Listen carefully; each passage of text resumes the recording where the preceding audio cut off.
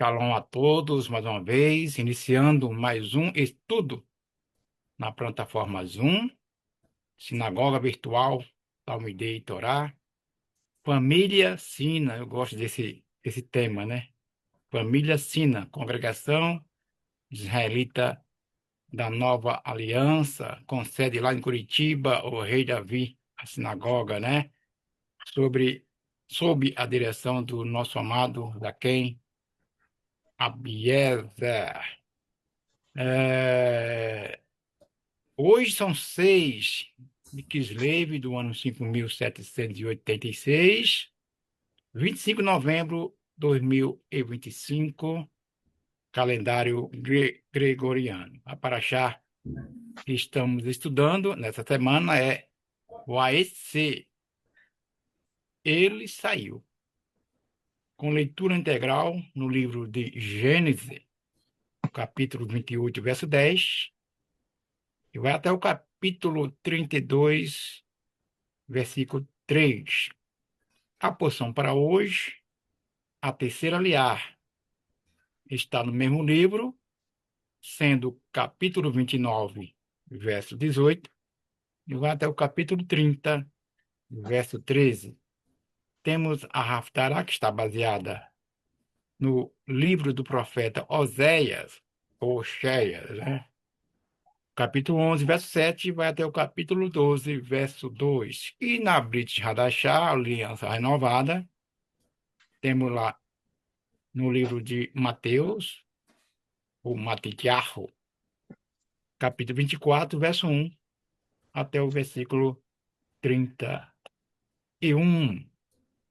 Nossos cooperadores já estão presentes, Hiroshi e Rudá, também o Muri Moshe, lá de Vila Velha, que a partir de agora estejam à vontade, estão com a palavra. Oi, Shalom. Shalom.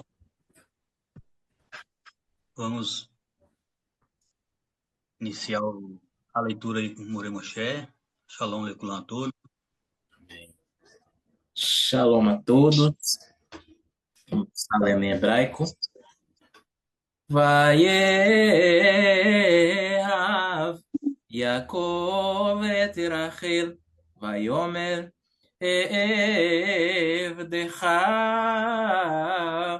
Sheva Shanim Berachel Mitecham Haketana, Vayomer Lavam Tov Tete Otach Lach Mitete Otach לאיש אחר שבע עמדי ויעבוד יעקב ברחל 7 שנים ויהיו בעיניו כימים אחדים מאהבתו אותה ויאמר יעקב אליו אהבה את אשתי כי מלאו ימי ואהבוה אליה ויאסוף לבן את כל אנשי המקום ויעש מאשתי ויהי בערב ויקח את לאה ביתו ויבא אותה אליו ויבוא אליה ויתן לבם לה את זלפה שפיכתו ללאה ביתו שפיכה.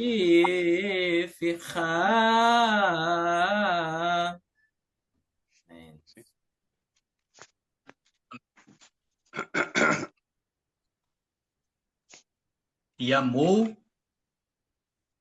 Jacob a Rachel e disse: Servir-te-ei 7 anos por Rachel, tua filha menor. E disse Labão: melhor dá-la a ti do que dá-la a outro homem.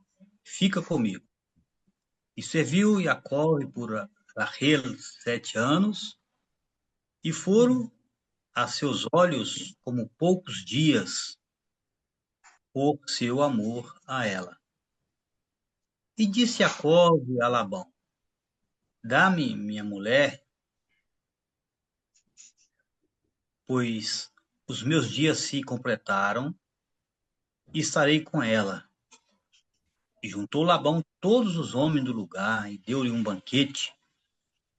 E foi à tarde, e tomou a Léia, sua filha, e a trouxe a ele, e esteve com ela. E deu Labão sua escrava Zilpá para Léia, sua filha, por escrava. Foi de manhã, e eis que era Léia, e disse a Labão: E o que me fizeste? De certo, por Rachel servi contigo, por que me enganaste? E disse Labão: Não se faz assim em nosso lugar. Tá a menor antes da maior. Completa essa semana e darei para ti também ela, pelo serviço que servirás comigo ainda outros 7 anos. E fez Jacó assim, completou essa semana e deu-lhe Rachel, sua filha, como mulher. Deu Labão para Rachel, sua filha, sua escrava Bilá, sua escrava. E conheceu também a Rachel, e amou também a Rachel mais que a Léia. E serviu com ele ainda outros 7 anos. E viu o Eterno que era desprezada a Léia, abriu a sua matriz, e Rachel era estéril. Concebeu Léia, deu à luz um filho, e chamou seu nome de Ruben, porque opa, porque disse: Viu o Eterno minha aflição, e agora me amará meu marido. Conheceu outra vez e deu à luz um filho e disse: Que escutou o Eterno, que desprezada sou eu, e me deu também este. E chamou o seu nome Simon. E conheceu mais e deu à luz um filho e disse: Agora, esta vez, se juntará meu marido a mim, porque dei à luz 3 filhos para ele. Portanto, chamou seu nome de Levi. E concebeu mais e deu à luz um filho e disse: Esta vez louvarei ao Eterno. Portanto, chamou o seu nome Judá, ou Yehudá, e parou de dar à luz. E viu Rachel que não dava luz a Jacó, não dava filhos a Jacó, e invejou sua irmã e disse a Jacó: Dá-me filhos, ou senão estou morta. Ou senão estou morta eu. E cresceu o furor de Jacó contra Rachel e disse: Caso estou eu em lugar de Deus, que te negou o fruto do ventre? E disse: Eis minha escrava Bila, esteja com ela, e dará a luz sobre os meus joelhos, e tereis filhos também eu dela. E deu Bila, sua serva, por mulher, e esteve com ela Jacó. Concebeu Bila e deu à luz um filho para Jacó. E disse Rachel: Julgou-me Deus, e também escutou minha voz, e deu-me um filho. Portanto, chamou o teu nome de Dan. E conheceu mais e deu à luz Bila, a escrava de Rachel, um segundo filho para Jacó. E disse Rachel: Com persistência insisti com Deus, para igualar-me com minha irmã, e também consegui, e chamou seu nome de Naphtali. E viu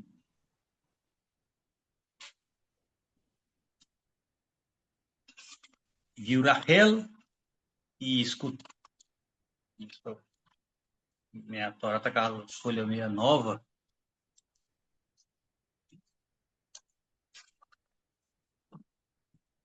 É só um minuto aqui. Aí. E viu Léia que cessara de dar à luz, e tomou a Zilpá, sua escrava, e deu a Jacove por mulher.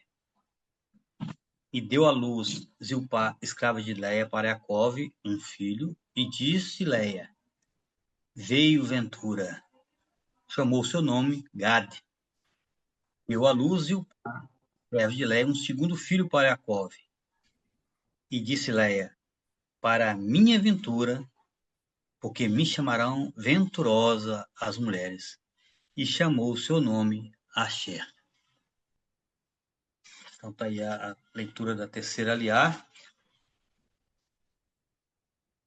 Eu quero iniciar um comentário. Quero retroceder um pouco, né? Foi muito bom a paraxá da primeira aliá, a explanação da primeira aliá aí com o Rosh Mordecai mais o Rosh Nakidio, né? Mas eu quero retroceder um pouquinho no assunto, até para que o Morei Moshe venha trazer um pouco mais, né, sobre essa terceira aliá. Essa semana, paraxá de Vayetzer descreve aí as viagens de Yaakov, né? E também a sua vida em Harã, a terra natal de Rívica, para encontrar ali uma esposa e também fugir da ira de seu irmão Esav. E termina a paraxá com seu retorno à terra de seus pais, Abraão e Isaac, né? Podemos lembrar que Jacó não era um aventureiro rude, né? Destemido como seu irmão Esav. Ele tinha uma personalidade tranquila desde quando nasceu, preferindo ficar em casa aí com sua mãe Rívica, estudando Torá, né? Ele era um homem de tenda, então ele buscava estar sempre conectados nas estivas, estudando, buscando conhecimento, ao contrário de Esav, né? Que tinha uma personalidade rude, gostava de caça, de caçar. Então, assim, o chamado para deixar a casa de seus pais e ir para outra terra, como aconteceu com seu avô, Abraham, seu pai, Isaac, né? Isso pode ter causado muita ansiedade. Talvez ainda mais porque ele estava atendendo um pedido de Rivka, né? Porque Rivka ouviu Isaac dizer que Esav dizer que quando Isaac partisse, ele ia se vingar, né? Por outro lado, Yaakov acaba de receber uma bênção extraordinária de Isaac. O orvalho do céu e a riqueza da terra, abundâncias de grão e vinho novo, com a promessa de nações que o serviriam e se prostrariam diante dele. Jacó parte para Harã, muito abençoado. Mesmo assim, em vez de sua cama confortável, de uma hospedaria, à beira da estrada, algo aconchegante, né? Passou a sua primeira noite ali dormindo no chão frio, sem qualquer tipo de abrigo físico e tendo apenas ali a pedra como um travesseiro. Mas Jacó, ele recebeu ali a sua bênção espiritual. No verso 12, fala assim: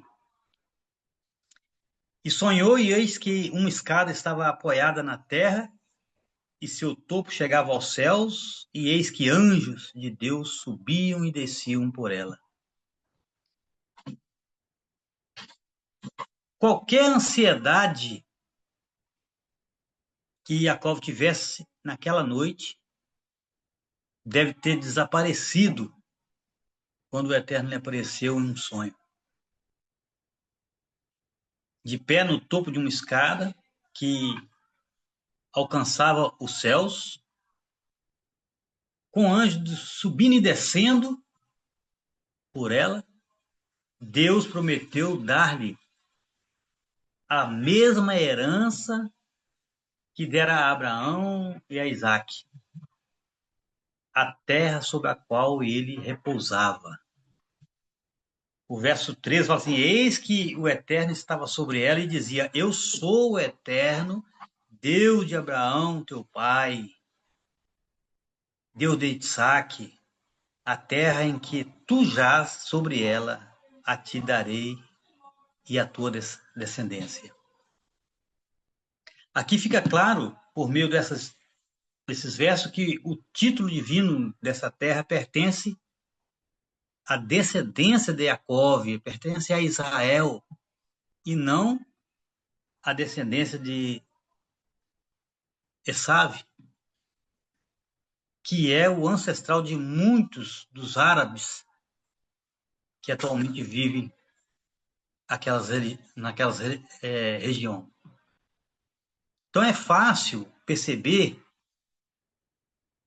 que alguns desses descendentes de Esaú ainda odeiam seu irmão Jacó e procuram matar seus descendentes, procuram eliminar o povo judeu.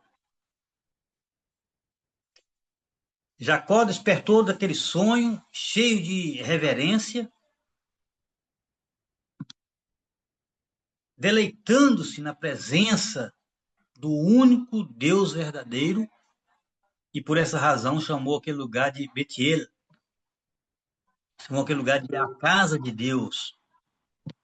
Os rabinos viam esse encontro crucial com Deus como um despertar espiritual de Jacó.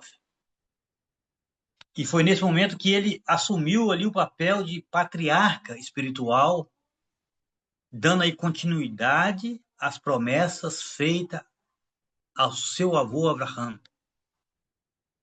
Não apenas de receber a terra, mas também de dar frutos e trazer bênção a todas as gerações de todo o povo da terra.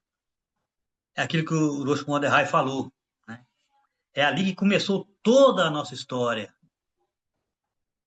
Desde quando Deus chega para Rivka e fala que 2 nações há no seu ventre. Foi muito bem colocado as palavras do Rosh Mordecai ali.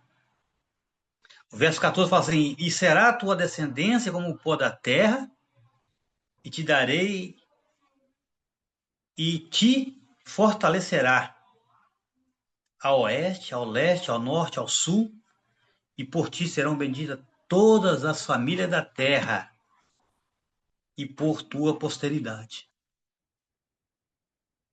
O que talvez tenha começado como uma jornada de obediência ao seu pai, à sua mãe, torna agora uma jornada com o próprio Deus. O verso 15 fala assim: E eis que eu estou contigo, e te guardarei por onde quer que fores, e te farei voltar a esta terra, porque não te abandonarei, até que eu faça o que falei por ti. Baruch Hashem, né? Dali em diante, Jacó não estava mais sozinho. Embora Abraão e Isaac tivessem tido os seus próprios encontros pessoais com Deus, até então Jacó parecia não ter tido nenhum. Talvez para ele Deus parecesse um tanto distante, ou até mesmo teórico, porque ele era um homem de estudo, né? Buscava o conhecimento, como é para os filhos de muitos homens e mulheres piedosos, homens que procuram se conectar com Deus através de estudo, de busca constante, até que Deus se revela a ele de uma maneira muito pessoal. Então, ele sabe, sem sombra de dúvida, que Deus é realmente o Deus de Abraão, o Deus de Jacó, é um Deus real.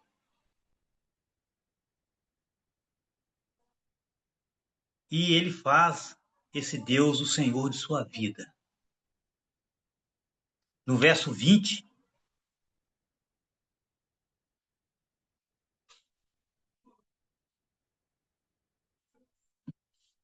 e fez Jacó uma promessa dizendo: se Deus for comigo, me guardar nesses caminhos que vou seguindo, me der pão para comer, roupa para vestir, e voltar para a casa de meu pai, voltar em paz à casa de meu pai, e for o Eterno para mim por Deus, então essa pedra que coloquei como monumento será casa de Deus, e de tudo quanto me deres, certamente dar-te-ei o 10º.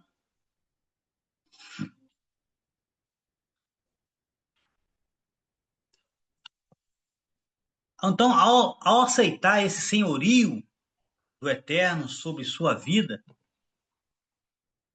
Jacó faz esse compromisso com ele.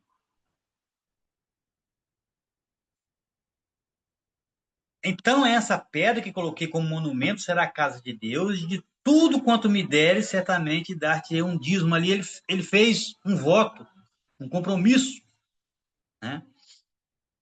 Então, quando honramos a presença real do Eterno em nossas vidas e reinvestimos nossos recursos em sua obra por meio do dízimo, a devolução do dízimo, né? Porque dízimo não é pagar dízimo, é devolver o que não nos pertence, né? Reconhecemos que Ele, que o Eterno, é o Senhor de nossas vidas e que Ele nos provê proteção, alimento, vestuário, nos provê abrigo, e que somente Ele é digno de adoração, digno de louvor, honra em todos os momentos e em todos os lugares da nossa vida.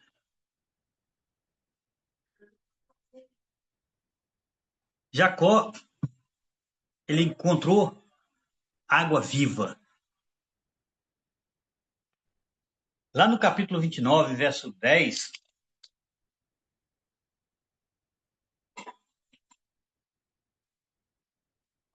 e foi quando viu Jacó e a Rachel, filha de Labão, irmão de sua mãe, e o rebanho de Labão, irmão de sua mãe, chegou-se Jacó e removeu a pedra de sobre a boca do poço e deu de beber ao rebanho de Labão, irmão de sua mãe.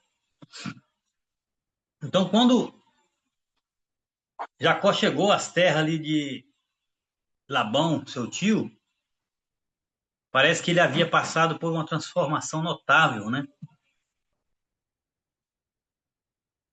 Anteriormente, ele havia sido descrito ali como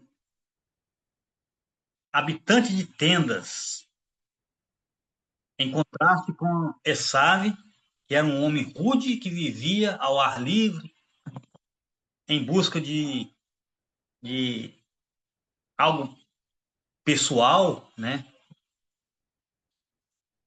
Algo material. Então, tradicionalmente, no judaísmo, Yaakov é descrito como um erudito, um homem que buscava uma conexão com Hashem, né? Um homem de estudo de Torá. E, no entanto, de repente, ele parece aqui possuindo uma força extraordinária. Ele consegue sozinho ali remover a pedra, uma pedra pesada, de um poço comunitário e dar água às ovelhas de seu tio, ao rebanho de Labão. Então, ou ele sempre possuiu essa força, ou ela se desenvolveu ao longo da sua jornada de fé e obediência. Porque quando falamos de Jacó e falamos de Esaú, a gente vê Jacó assim mais fraco, né? Aquele homem que vivia quietinho dentro das tendas, mas aqui ele mostrou uma outra personalidade. Se a primeira afirmação for verdadeira, então ele é um exemplo notável de alguém que levou uma vida equilibrada, sem negligenciar a necessidade de desenvolver sua força externa, tanto quanto desenvolvia sua força espiritual, sua força interna. Se a segunda afirmação for verdadeira, então ele é um exemplo para todos nós de como podemos ser transformados em nossa caminhada com o Eterno. Então, muito se fala sobre esse encontro no poço, na tradição oral judaica, e existem várias interpretações, cada uma talvez baseada em outra, e entre eles acredita que o poço representa Sião, e os 3 rebanhos representam Babilônia, Pérsia e Grécia, potências imperiais que extraíam do poço a riqueza de Israel e do templo sagrado. Então, nessa interpretação, o ato de remover a pedra representa a futura era do Mashiach, quando o exílio terminará e Hashem redimirá o seu povo. O poço também é interpretado como água da Torá, da qual a liderança judaica nutre para aprender a governar. A água é um símbolo importante na literatura judaica, e lá no livro de Jeremias, capítulo 2, verso 13, Deus chama de fonte de água viva, então a vida flui dele. Seguindo aí essa linha de raciocínio, então a água do poço pode ser vista como uma representação de Yeshua, que proclamou lá em João 7, verso 38. Quem crer em mim, como diz a Escritura, do seu interior fluirão rios de água viva. Então, somente por meio de Yeshua, a fonte de água viva, é que alguém pode chegar a Hashem e receber o dom da salvação. João 14, verso 6, Yeshua disse: e eu sou o caminho, a verdade e a vida. Ninguém vem ao Pai senão por mim. Então, a remoção da pedra talvez também nos faça lembrar da remoção milagrosa de outra pedra, aquela que cobriu o túmulo de Yeshua. Quando essa pedra foi removida, a ressurreição de Yeshua foi revelada. E profeticamente, quando Israel conhecer Yeshua como Machia, que morreu e ressuscitou, que morreu, foi sepultado e ressuscitou, então a vida da ressurreição chegará ao mundo inteiro. Em Romanos capítulo 11, verso 15, diz assim: pois se a rejeição deles é a reconciliação do mundo, o que será a sua aceitação, senão a vida dentre os mortos?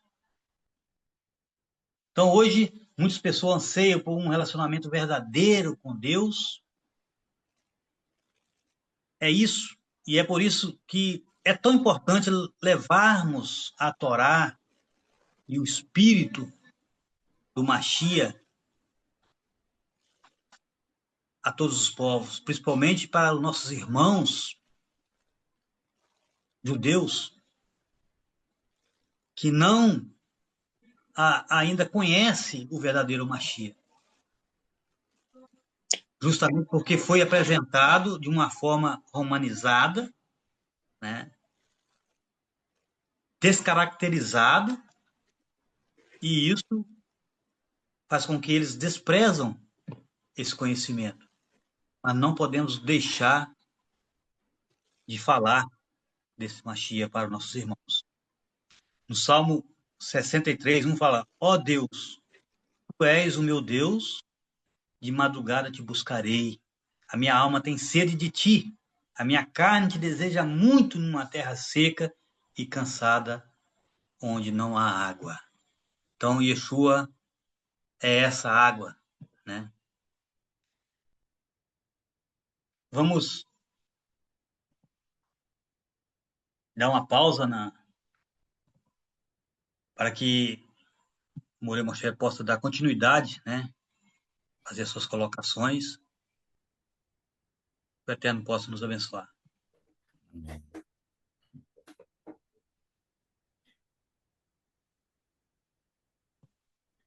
Muito, muito boa a explanação. Nós podemos aprender bastante, e é muito importante cada vez mais nós nos aprimorarmos. Eu gostaria de falar um pouquinho sobre a questão dos nomes, a importância dos nomes nessa terceira aliar. Vou projetar aqui, só tentar projetar aqui.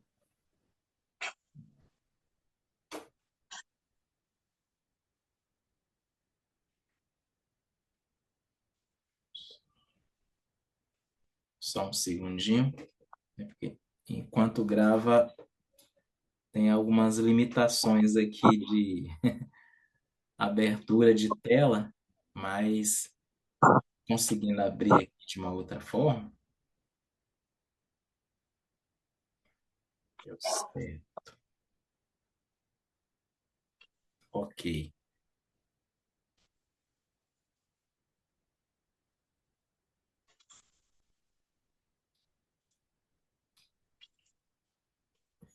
Então veja que o nome ele estava muito atrelado à situação em que aquele personagem nascia ou uma circunstância, então o nome revelava praticamente uma característica essencial na vida daquele que o carregava, né? Nós vemos que Léa, conhecida no hebraico como Leá, ela foi nomeando seus filhos de acordo com algumas circunstâncias ou circunstâncias atreladas a ela. Por exemplo, nós temos aqui no capítulo 29, versículo 31,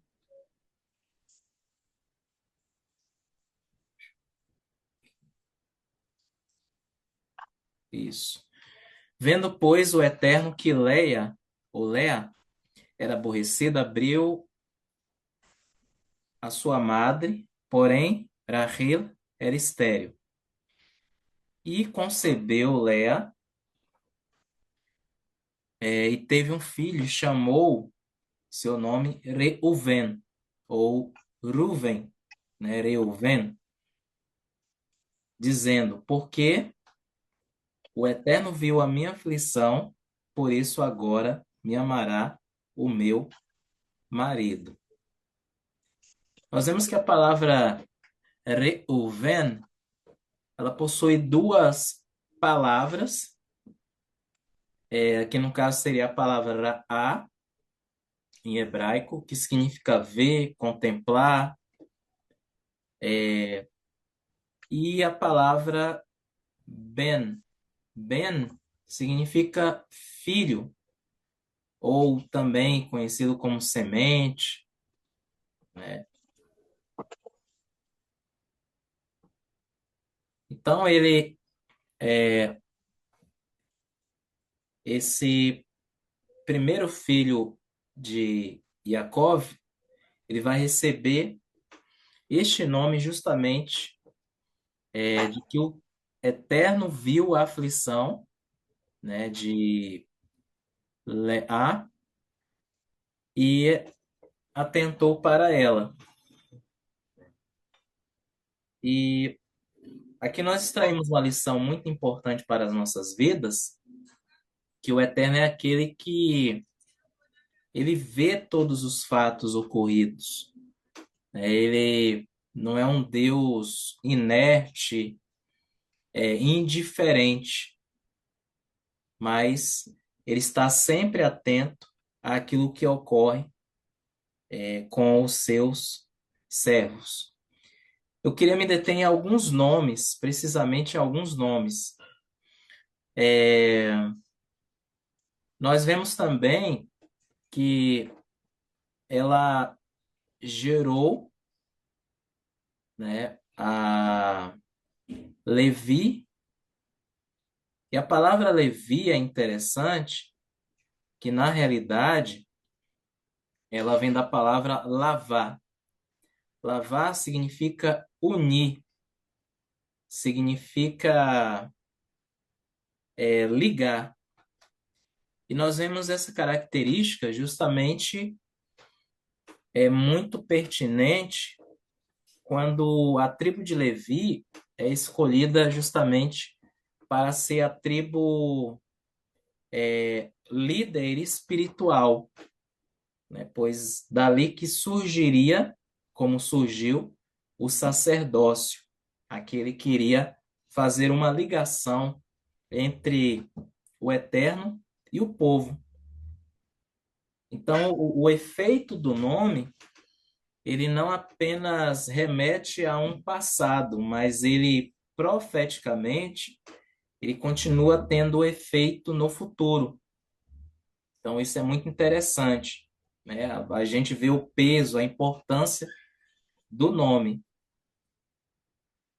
Outro nome interessante também é no 29:35, que ela concebeu novamente, teve um filho, disse, desta vez louvarei ao Eterno. Então, ela o chamou de Yehudá e parou de dar à luz. A palavra Yehudá é uma palavra muito interessante, porque ela vem de duas raízes hebraicas, que é a raiz de Yadá, que significa mão, só que não significa apenas mão no sentido que nós conhecemos, apenas especificamente essa parte do corpo, conhecida como mão de fato. Mas como os hebreus viam a palavra mão, ou como é que eles entendiam a mão? Praticamente o braço inteiro, né? Composto aí de braço, antebraço e também a mão. né? Então tinha toda essa estrutura completa, tanto que no hebraico pictográfico, antes do hebraico ter esses caracteres que hoje nós conhecemos, na época, por exemplo, de Moshe, a- as consoantes elas representavam figuras. E a figura da mão, da palavra yad, era justamente um braço com a mão, né? Que era basicamente assim como a gente está reproduzindo aqui, né? Então, essa era a consoante iad, conhecida posteriormente como iode, ou no hebraico moderno como iode. Então, ela era uma consoante grande, né? Era uma consoante, não era pequena como nós conhecemos hoje. Porque os caracteres que nós conhecemos hoje no hebraico são caracteres, formatos de letras do aramaico, depois que o povo de Israel, ou o povo de Judá, no caso, passou ali pelo exílio babilônico. Então, a partir dali, eles começaram a aderir a os caracteres aramaicos, né, que é chamado até de hebraico quadrático, por causa do sistema de que as letras eram e são padronizadas em questão de tamanho, em questão de extensão. Então, cabe justamente em um quadrado de uma maneira bem estruturada. Agora, é interessante que nessa palavra yad, nós temos a junção dela, que é o verbo, que seria o verbo para louvar. Então, Yehudá significa louvar, significa agradecer, mas agradecer e louvar de qual forma? Com as mãos. Então, Yehudá significa louvar com as mãos. Ou seja, as mãos falam de obras, de ações. Então, as nossas ações, elas se tornam também uma forma de glorificar ao Eterno, pois o próprio Yeshua falou que aos homens, né, olharem para as obras dos discípulos, eles glorificariam ao Pai que está nos céus. Então, através das nossas ações, é um louvor visível, é um louvor praticamente palpável, né? No Salmo de número 35, versículo 18, diz assim: na grande congregação engrandecerei, né, a voz, no caso que colocou vocês, porque é uma expressão usada para um plural de majestade. Aí a tradução acabou adaptando, mas seria te engrandecei, entre muitas pessoas eu te louvarei, né? É interessante que a palavra Yehudá, ela tem uma relação com o Mashiach, né? Porque o que seria o Mashiach? Mashiach, simbolicamente, ele é a mão do Eterno nesse sentido de que, porque ele se tornou e é um grande representante do Eterno para restaurar o seu povo. Então, as suas ações, as suas atitudes, trouxe de volta o louvor do Eterno. Por isso que, certa feita, Yeshua, ele disse que restauraria a sua congregação e as portas do inferno não prevaleceriam contra ela. A expressão grega usada ali no capítulo 16, versículo 18 de Mateus, quando diz edificarei a minha igreja, na realidade ali é restaurarei a minha congregação, a congregação da qual Yeshua fazia parte. Então ele veio justamente para trazer essa restauração, pois analisando os evangelhos e todo aquele contexto histórico da época, nós vamos ver que havia uma grande corrupção generalizada da parte da liderança posta diante do povo ali, né? Então a questão é que Yeshua batia na tecla praticamente daquilo que não era praticado e não de questões que deveriam ser praticadas acerca da Torá. Então ele veio trazendo uma restauração, por isso que a mensagem de Yohanan era: arrependei-vos, façam techuvá, porque está próximo o reino dos céus.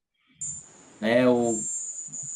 Assim também os seus discípulos falavam: arrependei-vos, porque está próximo o reino dos céus. O próprio Yeshua também, ele dizia: arrependei-vos, porque está próximo o reino dos céus.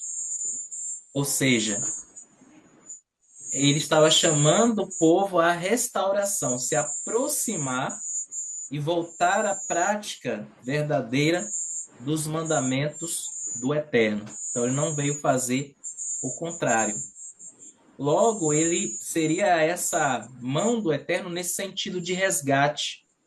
A mão, ela é usada justamente para quê? Para resgatar, para agir, para trazer restauração. Lá no capítulo de número 32 de Deuteronômio, versículo 43, está escrito: alegrai-vos, ó nações, com o seu povo, pois ele vingará o sangue de seus servos. Ele trará vingança contra os seus adversários e fará expiação por sua terra e seu povo. Um pouco mais sobre o nome Yehudá. O nome Yehudá também vai nos revelar ainda algo atrelado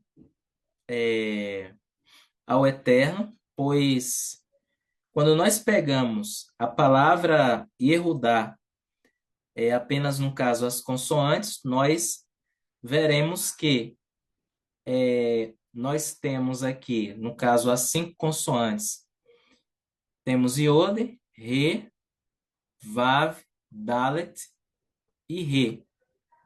Se nós tirarmos o Dalet, nós teremos a construção do tetragrama, que geralmente é pronunciado como Adonai ou Hashem, que são palavras ou nomes substitutos, né?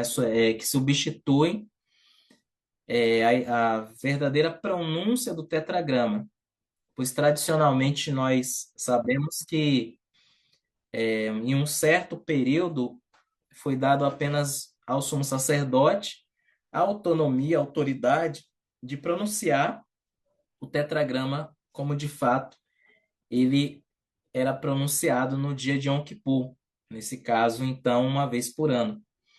Então, quando o povo ouvia a pronúncia, eles se curvavam, né, em sinal de reverência ao nome, já que o nome representa a própria pessoa, a presença da pessoa, as características, ações daquela pessoa. Então, veja que no nome Yehudá nós temos o tetragrama, né? Nós temos... e esse nome, Yehudá, ele vai dar origem justamente à palavra Yehudi. Yehudi, que significa judeu, né? Então veja a importância do nome no hebraico. Outro nome também que nos chama bastante atenção e possui um segredo interessante, é justamente o nome de Gade, né? É interessante que a palavra Gade vem da palavra Gud, significa multidão, pessoas, atacar, superar, está relacionado a Gadad, para acumular, para reunir tropas, para acumular. Se nós pegarmos a guimátria dessa palavra, nós chegaremos a um resultado final bem relacionado à própria pessoa de Gad. Por exemplo, cada consoante hebraica da palavra Gad ou do nome Gad possui um valor numérico. O Gimel equivale a 3 e o Dalet equivale a 4. Somando, nós teremos a equivalência numérica de 7. Mas o que o 7 tem a ver com a pessoa de Gad? Se nós observarmos, Gad foi o 7º filho de Yaakov, e ele teve 7 filhos. Lá no capítulo de número 46, versículo 16 de Gênesis, Bereshit, nós temos aqui os filhos que ele teve, no caso, Zifion, 1, Hagi, 2, Suni, 3, Esbom, 4, Eri, 5, Arodi, 6 e Areli, 7. Então, temos aqui total de 7 filhos que está relacionado ao próprio nome de Gad. E aqui nós temos uma tabela da ordem dos nascimentos dos filhos de Yaakov, e ele está exatamente aqui na equivalência ou na ordem de número 7, né? Então veja a importância, o que é o nome, né? Principalmente no hebraico. Então não é qualquer coisa, né?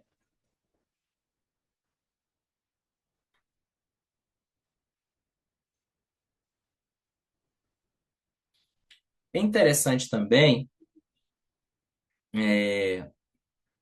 dois outros nomes, que seria o nome Dan. Dan vem de Din, que significa julgar, fazer justiça, pois Rahel diz, julgou-me e me fez justiça Deus. É interessante que a palavra que nós conhecemos como Jordão, ela vem justamente da palavra Dan. Se nós pegarmos, por exemplo, a expressão Yarden,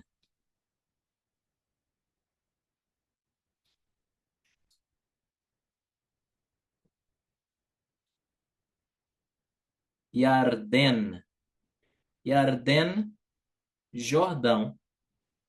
Aqui nós temos duas palavras hebraicas na palavra Yarden. Yarad, mais a palavra Dan.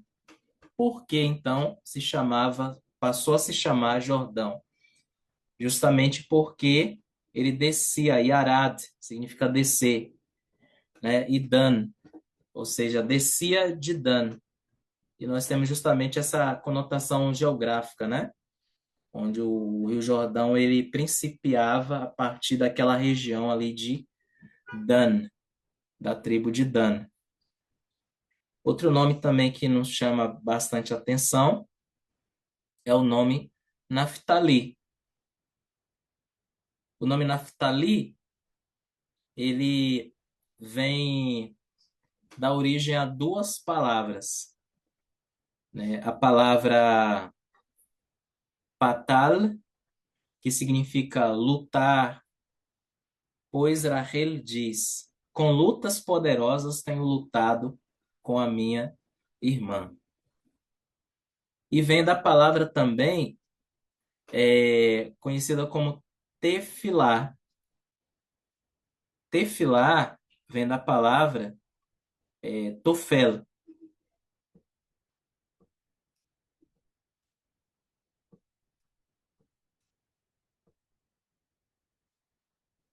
E qual é a forma que nós batalhamos para sobrevivermos, para estarmos conectados com o Eterno, além do estudo da Torá? É através das nossas tefilot, ou seja, das nossas rezas, das nossas orações feitas. Então, todos os dias, as nossas tefilotes, elas são ferramentas de luta para que mantenhamos esse relacionamento, esse contato com o Eterno. No capítulo 30, versículo 13, diz assim: Então disse Leá: Para minha ventura, porque as filhas me terão por bem-aventurada, e chamou o seu nome Azer, que no caso no hebraico, Asher. A palavra Asher significa feliz, mas essa mesma palavra, ela tem uma outra variante da mesma raiz, exatamente como está nessa raiz hebraica, nós temos outro significado. E este outro significado está conectado a este primeiro, que é o significado de ser reto, correto. Né? Qual é a relação que nós temos de felicidade e andar corretamente? É justamente que ninguém pode ser feliz ou próspero de verdade se não andar corretamente. Então, a verdadeira prosperidade, ela não é apenas algo meramente material. Pode estar vinculado, sim, porém, ela está atrelada à fidelidade. Então, seremos bem-sucedidos de verdade quando nós temos esse conceito. Não é assim que o Salmo de número 1 vai nos mostrar, quando usa a expressão em hebraico da mesma raiz, a palavra Asherê. A palavra Asherê significa felicidades.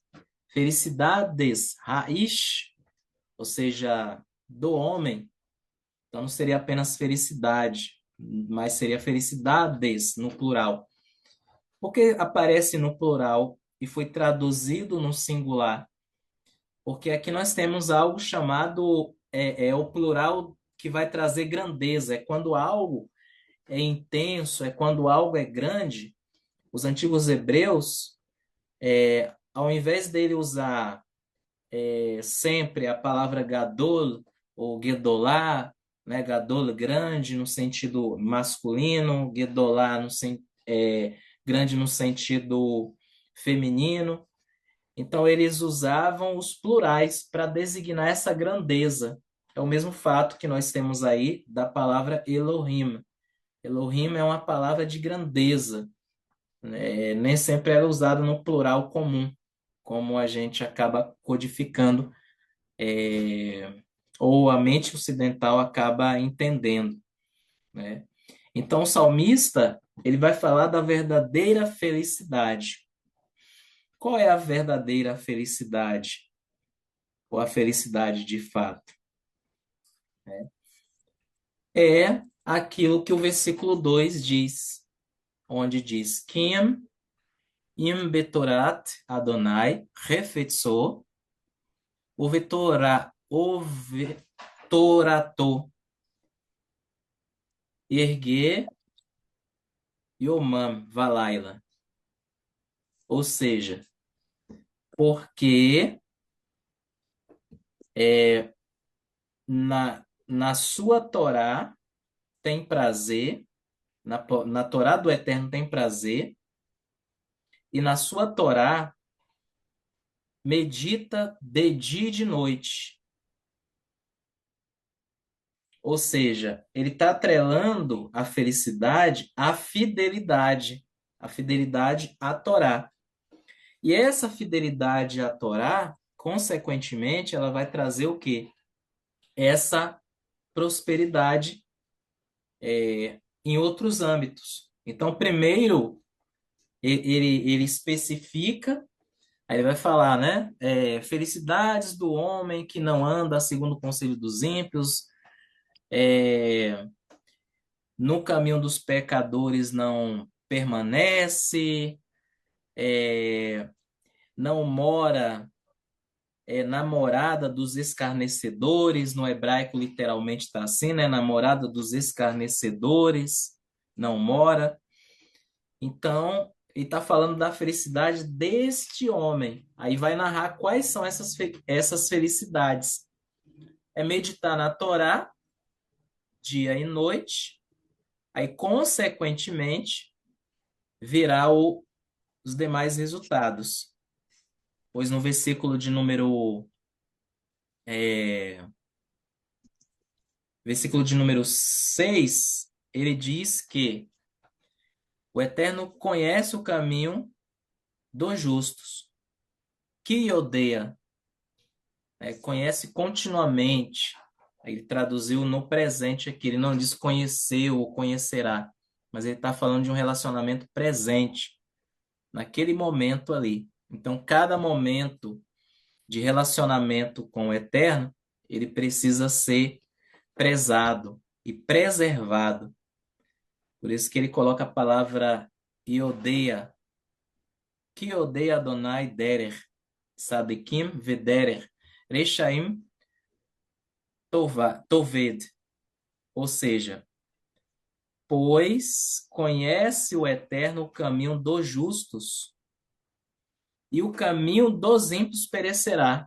Por que ele não coloca que o Eterno conhece também o caminho dos ímpios? Ele de fato conhece, no sentido de conhecimento, de saber de todas as coisas, como Deus onisciente. Porém, ele coloca que ele conhece o caminho dos justos, porque esse conhecer é um relacionamento. É um relacionamento que ele tem com os justos, coisa que ele não tem com o ímpio. Então, nós vemos aqui que o fator da prosperidade, o princípio é justamente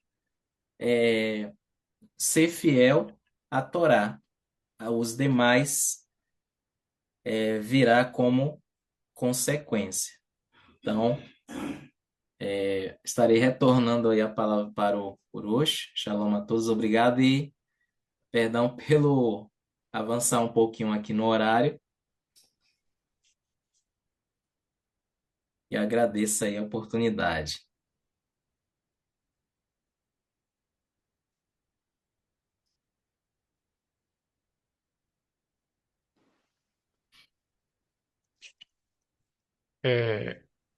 Orochi Rodar? Tá desligado o microfone. Shalom.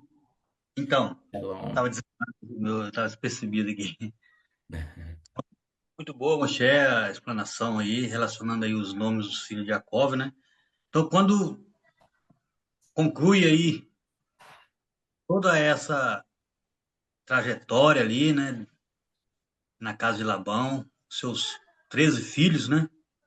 Jacó inicia uma jornada de volta para a casa de seus pais e ele prepara para encontrar seu irmão rival na seguinte paraxá, né?